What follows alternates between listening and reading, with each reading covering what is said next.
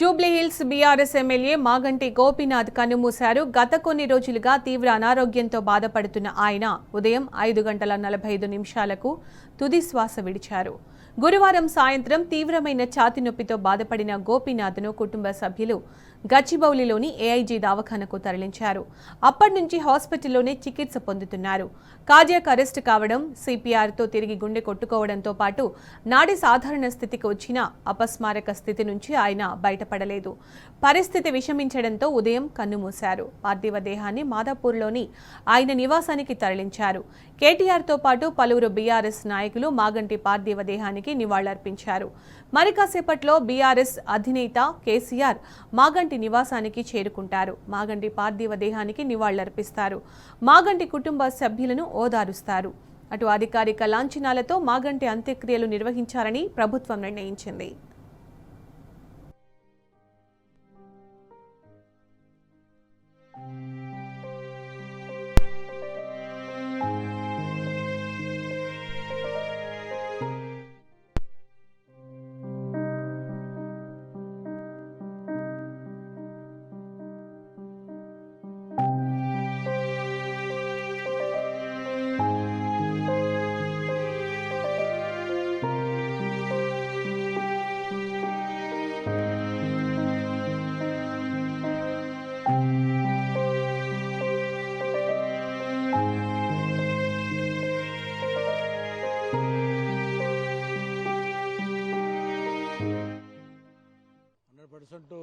జిల్లా పార్టీ అధ్యక్షుడు కూడా 3 సార్లు జూబ్లీస్ ప్రజలు గెలిపించడం మంచి స్నేహితుడు ఉంటుండే. చాలా సౌమ్యంగా మరి ఎవరిని కూడా కోపడకుండా సౌమ్యంగా ప్రజలకు ఎప్పుడు కూడా అందుబాటులో ఉండి ప్రజలకు సేవలు అందిస్తుండే అతను ఈరోజు మన మధ్యలో లేకపోవడం అనేది నిజంగా చాలా బాధాకరమైన విషయం. మరి అతని కుటుంబానికి ప్రగాఢ సానుభూతిని, సంతాపాన్ని తెలుసుకుంటూ మరి భగవంతుడు మరి వాళ్ళ కుటుంబానికి ధైర్యాన్ని, స్థైర్యాన్ని ఇవ్వాలని చెప్పి కోరుకుంటున్నాను.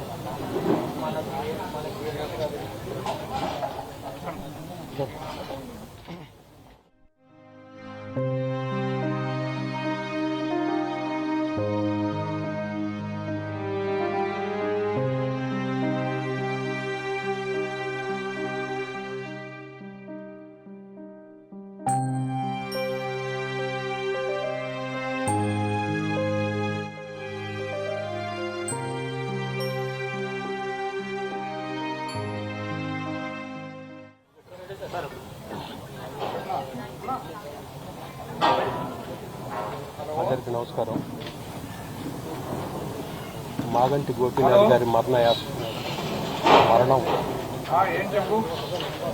చాలా బాగా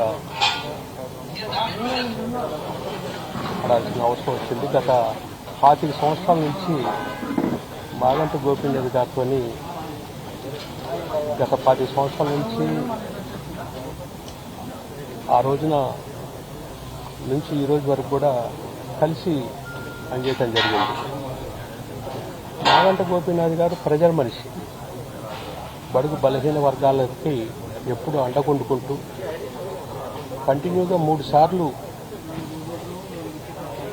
ప్రజలు గెలిపించి అసెంబ్లీకి పంపితే ఎప్పుడు ప్రజల మధ్యన ఉండి ప్రజలకు సేవ చేయాలనే భావన ఉన్నటువంటి ఒక మంచి వ్యక్తి. అదేవిధంగా మా పార్టీకి ఒక మంచి నాయకుడిని కోల్పోయాం. మా పార్టీ కూడా తీరని లోటు. ఆయనకు అనారోగ్యంగా ఉన్నప్పటికీ కూడా అతంతకు నిలబడి 4 అడుగులు వేయాలన్నా కూడా మళ్ళీ ప్రజల దగ్గరికి పోయేటోడు. ఈ మధ్యన నేను కూడా అన్నాను, కొంత నువ్వు రెస్ట్ తీసుకో, నీ ఆరోగ్యం అంతగా సహకరించట్లేదు, రెస్ట్ తీసుకోమనంటే రెస్ట్ తీసుకుంటా అనుకుంటూ కూడా మళ్ళీ ప్రజల మధ్యనే ఒకటోడు. అటువంటి ఒక మంచి నాయకుడిని కోల్పోయినాం. మా పార్టీకి తీరని లోటు. ఏదేమైనా కూడా ఆయన గారు ఏ విధంగానైతే ప్రజాసేవ చేసుకుంటూ మా పార్టీకి, మా నాయకుడికి అందరికీ అండగుండి, ప్రజలకు అండగుండి ఈ యొక్క నియోజకవర్గం అభివృద్ధి కూడా పెద్ద ఎత్తున చేశాడు. ఇంతకుముందుకి ఆయన గారు ఎమ్మెల్యే అయిన తర్వాత ఎంతో పెద్ద ఎత్తున నియోజకవర్గంలో అభివృద్ధి పనులు కూడా చేశాడు.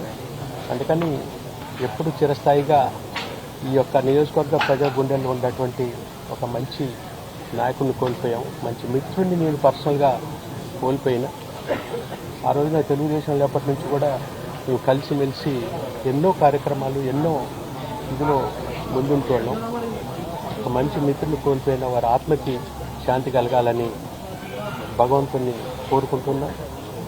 ఆ కుటుంబానికి అన్ని వేళల్లో కూడా మేము అందరం కూడా ఖచ్చితంగా కూడా ముఖ్యంగా మా నాయకుడు కేసీఆర్ గారు ఆల్రెడీ చెప్పారు, వారికి అన్ని విధాలు కూడా అండగుంటాం రాబోయే టైం.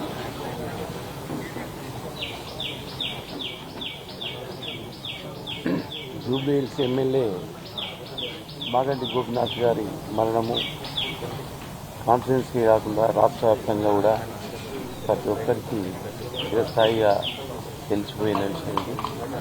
ఎందుకంటే హైదరాబాద్లో జూబ్లీహిల్స్ అంటేనే నెంబర్ 1 స్థానం నుంచి ఆయన ఎమ్మెల్యేగా ఉండి ప్రజలకు సేవలు చేస్తూ బడుగు బలహీన వర్గాల వారికి కూడా అందుబాటులో ఉంటూ ఎప్పుడు పార్టీ తరఫు నుంచి నేనున్నానంటూ పలికే మాగంటి గోపినాథ్ లేకపోవడము మనందరికీ చాలా దుఃఖదాయకమైన విషయం. అదేవిధంగా కేసీఆర్ గారి యొక్క ఆధ్వర్యంలో మంచి విధేయుడైన నాయకుడిని కోల్పోవడము మనందరికీ తెలంగాణ ప్రజలకు తెలియని రోటాన్ని చేస్తుంది.